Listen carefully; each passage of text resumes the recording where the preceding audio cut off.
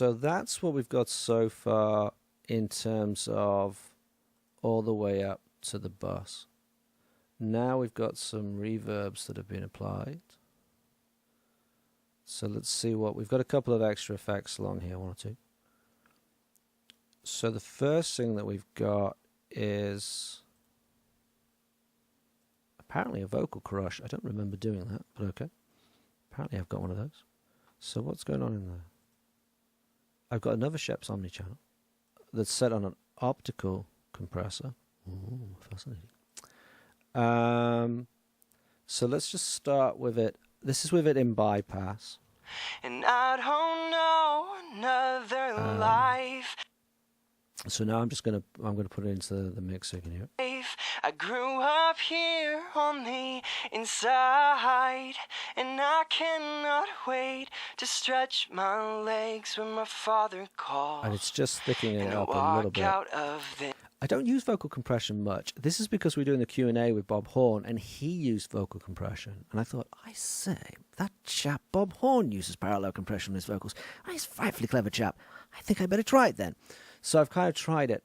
Now, he was using, I guess he must have been using an LA2. I actually can't remember. What I've done here is I'm using an optical compressor. My hope being because it's triggered on the average rather than the peak, so it's going to give me a slightly different result. I've got a little bit of saturation going in, and whereas on the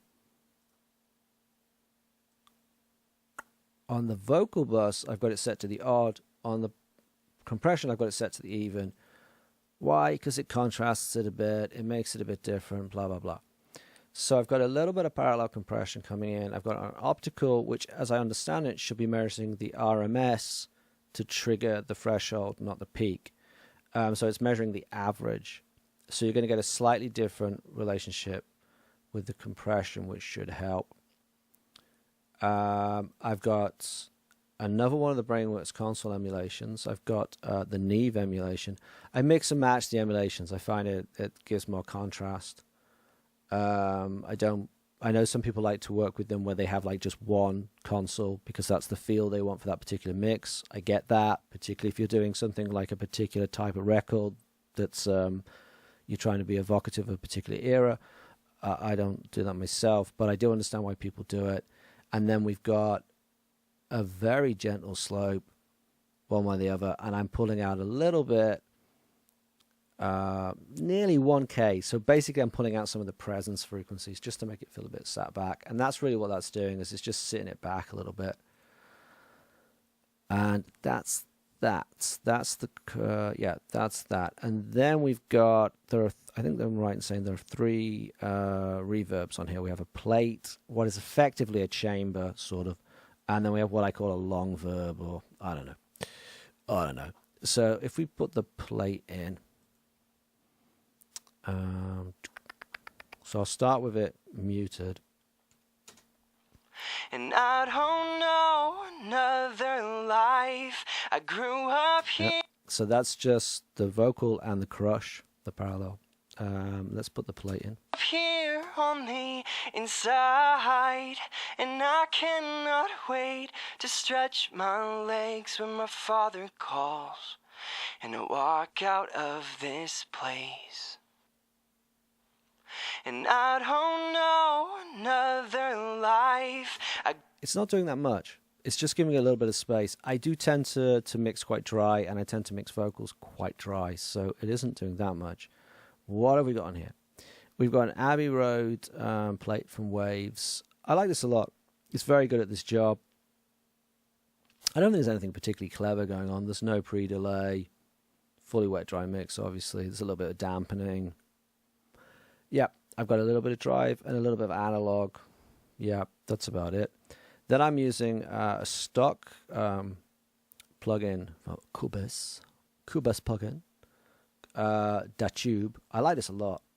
I grew up here on the inside, and I cannot wait to stretch my legs gives it like a shimmer. when my father calls, and I walk out and then I of suspect it's a this Pro Cube because I can't help myself. And I don't know. So the Pro Q is doing two things. Again, I'm doing a little bit of low. I'm just doing a little bit of that because I can't help myself. And I'm taking off quite a lot. I mean, I've got like 1.5K I'm taking off. If I bypass that. Oh, another life. I grew up here on the inside, and I cannot wait to stretch. What that should sound like is it should sound like the vocal's getting deeper, that it's getting more three-dimensional. Because by cutting off those high frequencies, it's that what I talked about before, that the more that sound travels through air, the more high frequency it loses. So it should be giving you a sense of a little bit more depth. The other thing is that with reverbs, particularly on vocals, you tend to get this weird kind of shimmery noises in the high frequency. So it's a good idea to take them off. Unless, of course, that's what you want. Sometimes it can be cool to have them there as a kind of ambient sound effect. But it can distract the ear. And there's another... not on that one. So let me get the right one. There's an E channel emulation. So again, I've used a different I've used a different emulation to just blend in a different flavor. Next up, we have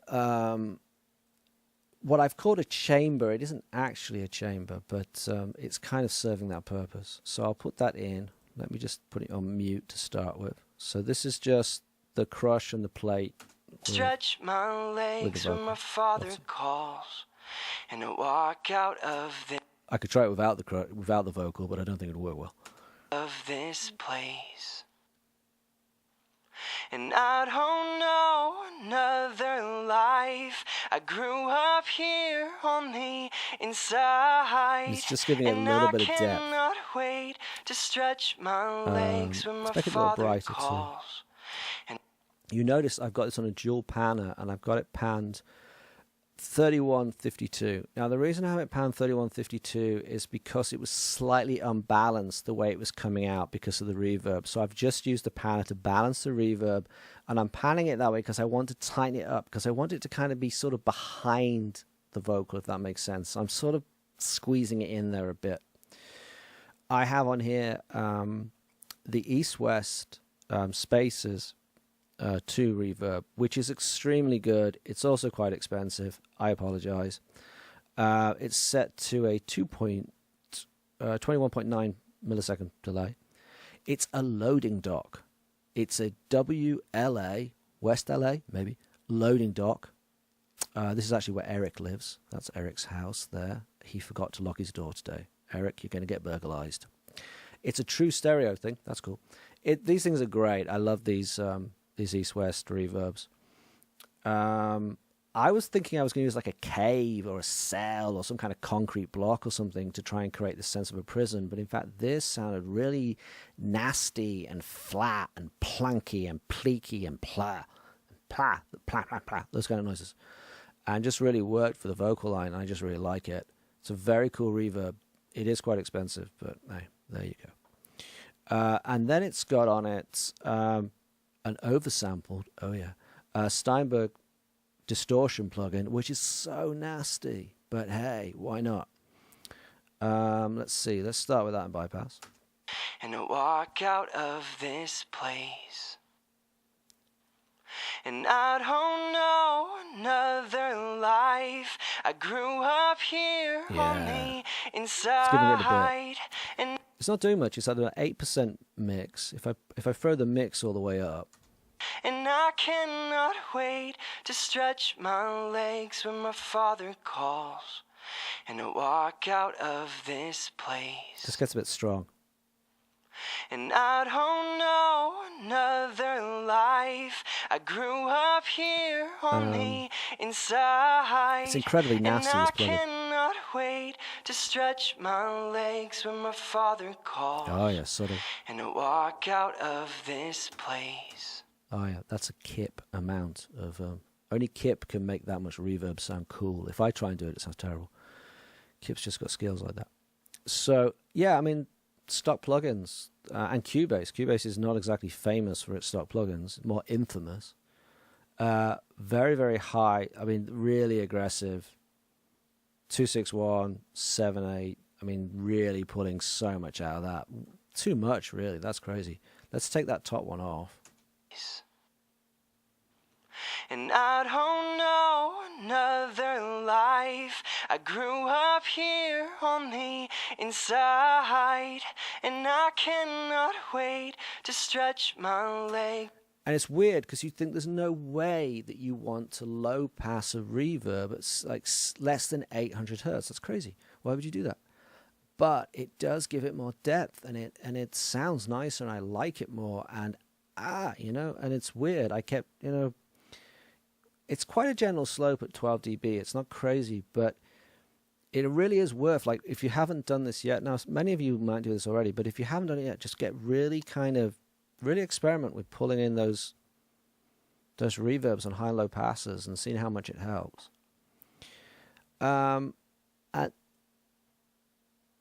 Hello, is that you, God?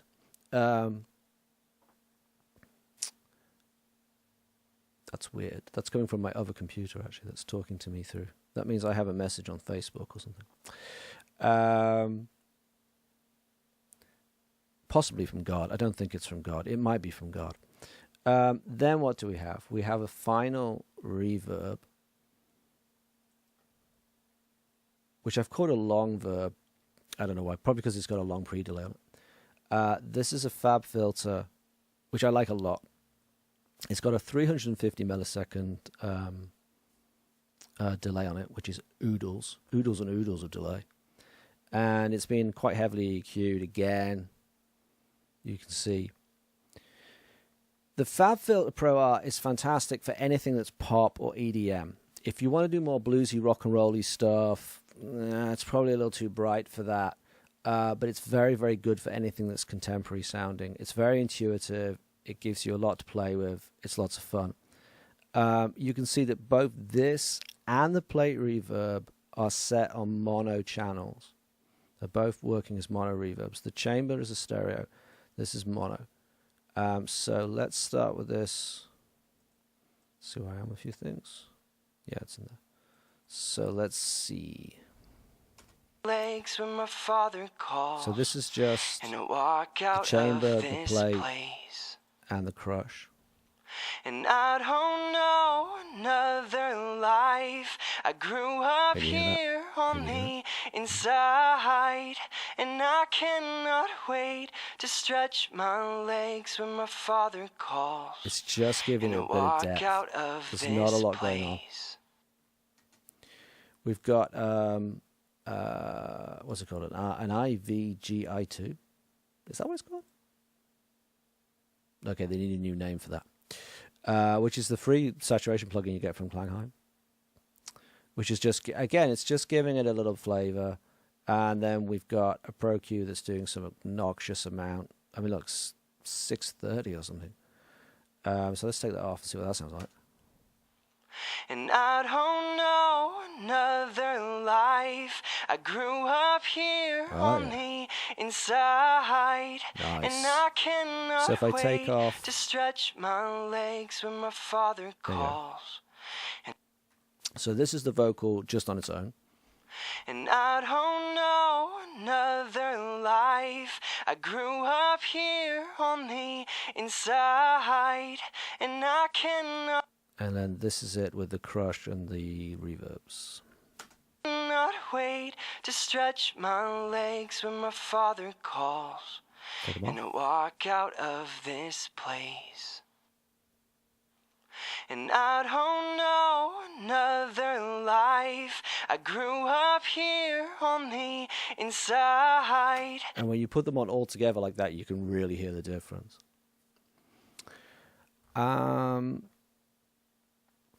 The other thing that I'm doing is in the choruses, I'm adding a kind of vocal thickening. Now, I wasn't going to do this because I feel very strongly in the song that it's very much that the guy in the story, in the song, he's isolated, he's on his own, there's no sympathy for him, there's no support for him. So I didn't really want to do any kind of vocal thickening because I just wanted him to be isolated in the center of the mix, in the center of the song.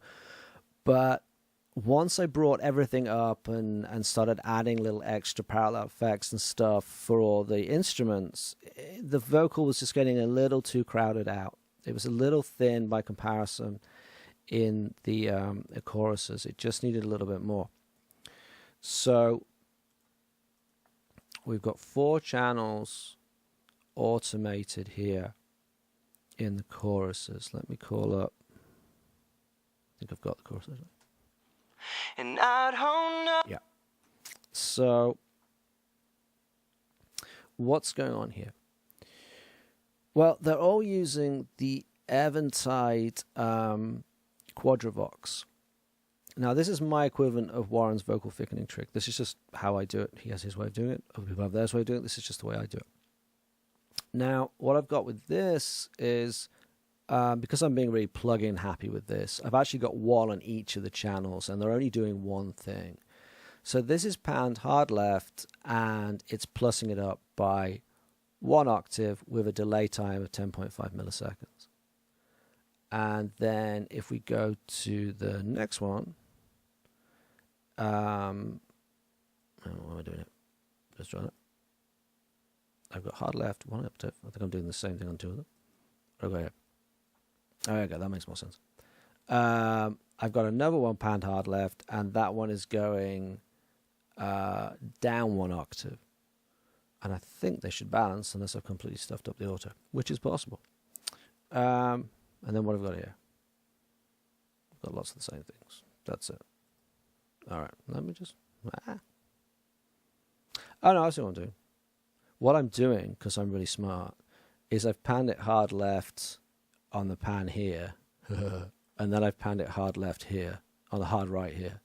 So I've panned it in the plugin, but then I've panned it on the track, on the channel, because that's to help phase alignment. It's because I messed it up and I just forgot I was doing it. It's because I'm an idiot.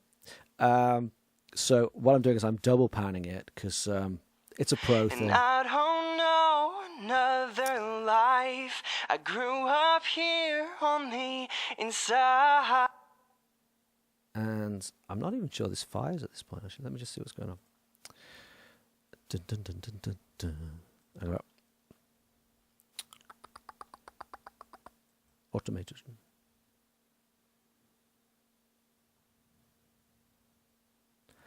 Oh, I see what I've done.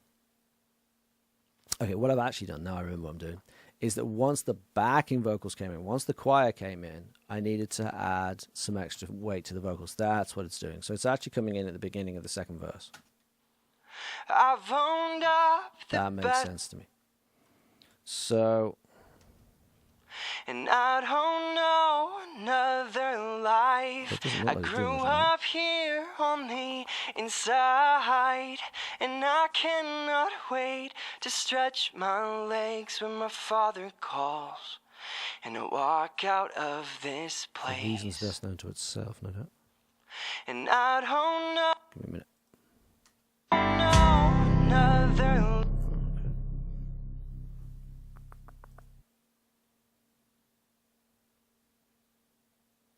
Another life. I grew up here on the inside, and I cannot wait to stretch my legs when my father calls and to walk out of this place.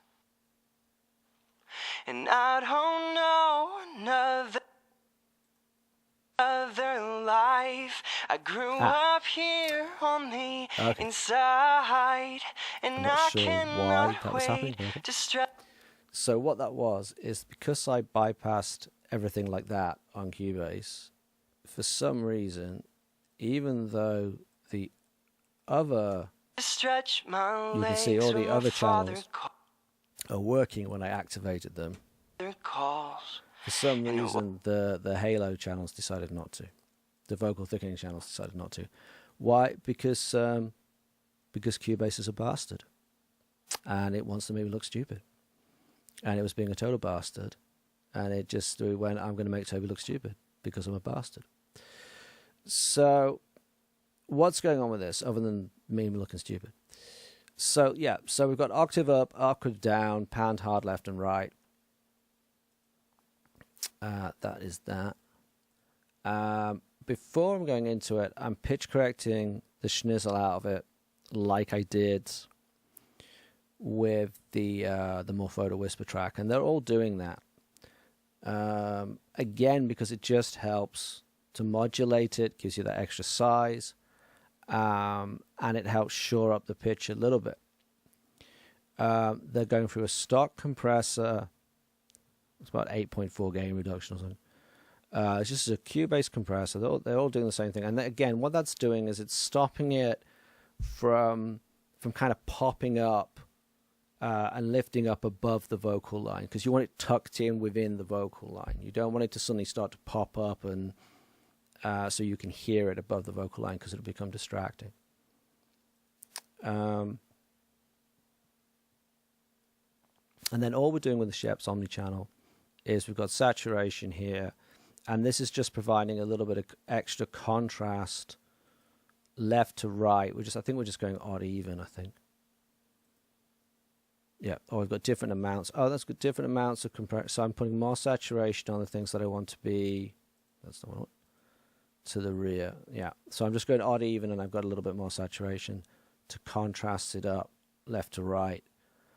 And then again, Pro Q's doing Pro Q kind of things. So for the high frequencies, it's taking out any of the low stuff, and for the low octaves, it's taking out the highs. That kind of makes sense. And then we've got the BX consoles to add contrast to them again.